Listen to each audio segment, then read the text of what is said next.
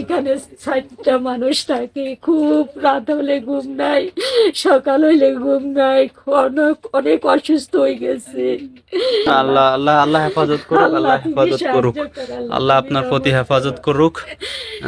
আল্লাহ আমার বাড়ির এটা হলো ওনার, তুমি রহমত ওনার নাযিল আসলে করো। ভবিষ্যতে এই মাত্র একটা মাত্র আমি ছেলে, এভাবে একটি মাত্র 3 ছেলে। একটি মাস মাত্র গোসল ছেলে। হ্যাঁ করাইতেছি। বাবা তোমার নাম কি আব্বু?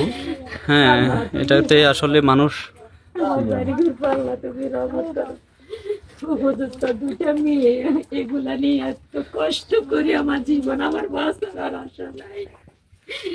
আল্লাহ তুমি একটা আমার পরিবেশ সুন্দর থাকে, আর ওখানে পরিবেশটা একদম ভয়াবহ পরিবেশ, ভয়ঙ্কর পরিবেশ একদম। এটা আসলে কিভাবে একটা মানুষ থাকতে পারে। ওনার কিন্তু 2টা মেয়ে আছে উপযুক্ত, স্বামী নেই, স্বামী নেই, 2টা মেয়ে আছে উপযুক্ত। এই যে দেখেন এখানে একটা চৌকি আছে, হ্যাঁ একটা চৌকি আছে, এগুলো দেখো ঘরের চৌকাশ মানে আবাসন বলতে এখানে এখানে এখানে রান্না করারও কিন্তু এখন কিন্তু কোনো স্পেস নাই। তো আমাদের পাশে আসলে বোন খুব আমরা তাকে আমরা অসহায় বলবো না, আমরা হয়তো বা এই পরিস্থিতিতে থাকতে হবে।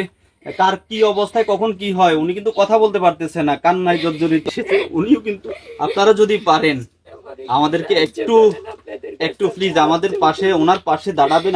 আপনার কোনো বিকাশ নাম্বার আছে? আচ্ছা আপনার বিকাশ নাম্বারটা বলেন।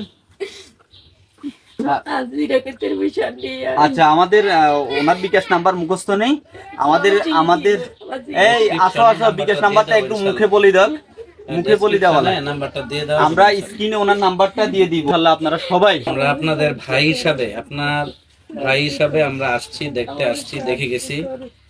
আপনাকে আমি ওয়াদা দিয়ে যাচ্ছি, আমি আমার জায়গা থেকে যতটুকু পারি, সর্বোচ্চ যতটুকু পারি, ইনশাল্লাহ আপনার মোবাইলে আমি আমার ডেসক্রিপশনে নাম্বার দিয়ে দেব। আমার হিতাকাঙ্ক্ষী শুভাকাঙ্ক্ষী যারা আমার লাইভ দেখবে পরবর্তীতে, ইনশাল্লাহ আমি তাদের প্রতি আমার রিকোয়েস্ট থাকবে, এই বোনটাকে মনে করবেন আপনার, সে আপনার বড় বোন। মেয়েগুলাকে মনে করবেন আপনার মেয়ে, আপনার ছোট বোন, আপনার ভাগ্নি, আপনার ভাতিজি মনে করবেন।